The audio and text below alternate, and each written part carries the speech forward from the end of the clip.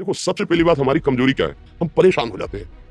संसार में देखो तो परेशान, परमार्थ की तरफ देखो तो हम परेशान हो। हमारा आदत स्वभाव बन गया है परेशान होना। थोड़ा सा धैर्यवान बनो, गंभीर बनो। कोई भारी से भारी विपत्ति में परेशानी स्वीकार करके विपत्ति से थोड़ी निकला जाता है। सुलझो, ठीक है, ये विपत्ति आई, समस्या आई, इसका समाधान होगा। ऐसा थोड़ी कि हमें नष्ट कर देगी। अगर अभी हमारी बड़ी हानि हो जाती है, हम कल इससे बड़ा लाभ प्राप्त कर सकते हैं। हमको एकदम बिल्कुल गंभीर रहना है, इतने कमजोर नहीं बन जाना। अब वो गए तो क्या होगा, अब वो वस्तु गई तो क्या, पद गया तो क्या होगा। प्रयास किया था, ये पद मिला था, इससे बड़ा पद प्राप्त करूंगा, मैं इससे बड़ा महान बनूंगा। ठीक है, एक बार गिर गया, गलती हो गई, दंड भोगूंगा, इससे ज्यादा संयम में रहूंगा। बिल्कुल, मतलब एकदम फ्रेश दिमाग रखना चाहिए। और अपने लोग क्या है, जरा सी बात में एकदम पछड़ा कर लेते हैं, एकदम कमजोर हो जाते हैं। ये बिल्कुल ठीक नहीं है। हम जीवन भर की यात्रा की बात कर रहे हैं, भारी से भारी कष्ट में भी मुस्कुराना, तो हमें बल मिला है, हमें भगवान की कृपा का दर्शन हुआ है, हमें उनका दुलार दिखाई दिया है। अगर ऐसे तो भाग जाते, फिर परमात्मा में थोड़ी चलना होता है।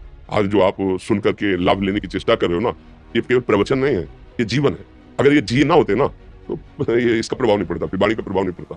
हम इसीलिए कहते हैं, जैसे आप लोग एकदम परेशान हो जाते हैं, जब बोलो क्या हमसे ज्यादा परेशानी होगी, दोनों किडनी खराब, दवाई लाने के लिए पैसे नहीं, पानी रखा है, हम उठ के पी नहीं सकते, भीषण शरीर में कष्ट, भीषण बुखार, क्योंकि किडनी फेल, जरा में बुखार, खाने को क्या, रोटी मांग के लाओ। अगर वहां सब्जी मिलती है तो लाल मिर्च ऐसी पड़ के मिलती थी कि वो पा नहीं सकते थे। आप सोचो, पानी लाना है तो मुझे लाना है, पीना है तो मुझे पीना है। अगर मैं हारता तो कहां पहुंच जाता, क्या स्थिति होती? नहीं, मरना है। पर कदम पीछे, कोई दिन ऐसा नहीं जिस दिन सेवा ना की हो, जिस दिन सेवा ना गए हो। गुरु जी की सेवा में जाना है, पहले अपने को स्वस्थ साबित करना है। सेवा नहीं लेंगे, तुम बीमार हो, तुम कष्ट में, वैसे उनकी दृष्टि परेशान थी। सेवा की, आके लेट गए, फिर हिम्मत की, अपनी श्री जी की सेवा की, मधुकरी नहीं गए, 3-3, 4-4 दिन भोजन नहीं गए, पर सेवा नहीं छोड़ा, दिनचर्या नहीं छोड़ी। और उसका प्रधान कारण संयम, ब्रह्मचर्य, भगवत आश्रय, नाम जप, कभी हारने नहीं दिया। अभी भी थोड़ी देर बाद डायलिसिस होगा, हारने, आपको हारे हुए नजर आ रहे हैं। शरीर में पीड़ा है, किडनी फेल है, ऐसा तो हम स्वस्थ बैठे हैं, पीड़ा है, बार बार प्यास लगती है, थोड़ा थोड़ा पानी मिलता है, हर, लेकिन हम आनंदित है, हम प्रसन्न है। हम लड़ाई में हारे नहीं है, ना हारेंगे, हम जीत चुके हैं। हम अपने मालिक के भरोसे में अपना सब बात, तो वो, ये हम अपनी बड़ाई नहीं बता रहे, हम आपको बता रहे समस्या। सोचो, तुम्हारे पास तो माँ है, भाई है, बहन है, परिवार है, कोई ना कोई तो है ना। मेरा किसी ने कभी जीवन में ध्यान भी नहीं दिया। क्यों? बचपन से बाबा जी बन गए, किसी से प्यार नहीं, किसी से संबंध नहीं, कोई जानकारी नहीं, हम कहाँ हैं, वो कहाँ, किसी से कोई मतलब नहीं। अच्छा, जवान साधु कौन श्रद्धा करे? कभी गांव जाने की हिम्मत नहीं पड़ती कि रोटी मांग ले। पता नहीं लोग क्या सोचेंगे, क्या भावना कर ले। हम दरवाजे पे खड़े हैं, क्या कैसी भाव, जो हमारे सामने आकाश वृत्ति से आया यौवन अवस्था में, वही पाया, अन्यथा भूखे रह गए।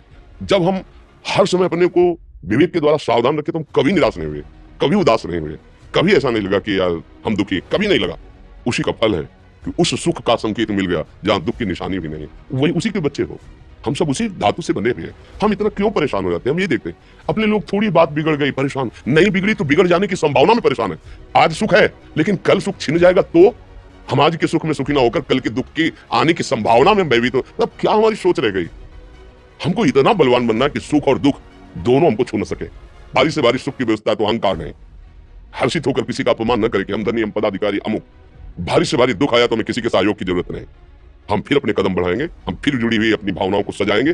मस्त जीवन, एकदम तुम अविनाशी के बच्चे हो। शेर का बच्चा भेड़ों के बीच में फंसकर म्यों म्यों बोल रहा है, बस।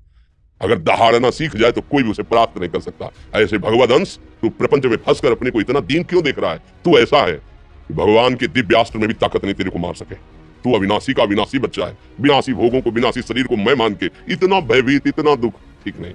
ये सबके लिए, केवल एक के लिए आप समझो। आप लोग सोचते हैं हम गृहस्थ होकर भला ऐसी स्थिति कैसे? जनक जी सुखदेव जी के गुरु हैं और राजा हैं, महल है, रानियां हैं, नौकर है, चाकर। क्या? सुखदेव जी जिनके शरीर में लंगोटी भी नहीं है, दिगंबर, परमहंस के गुरु है जनक जी, जो राजा हैं।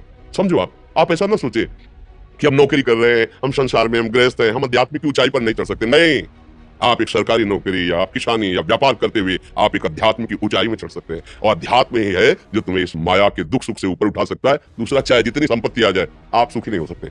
सब देख लो, आंख खोल के देख लो, अध्यात्म ही है जो तुम्हें हर कष्ट सहकर मुस्कुराकर जीने का रास्ता बता देगा कि आप आनंदित हो जाओगे। कुछ नहीं बिगड़ा, अध्यात्म है तो कुछ नहीं बिगड़ा, अध्यात्म नहीं है तो कुछ नहीं बना, कुछ हाथ नहीं लगने वाला।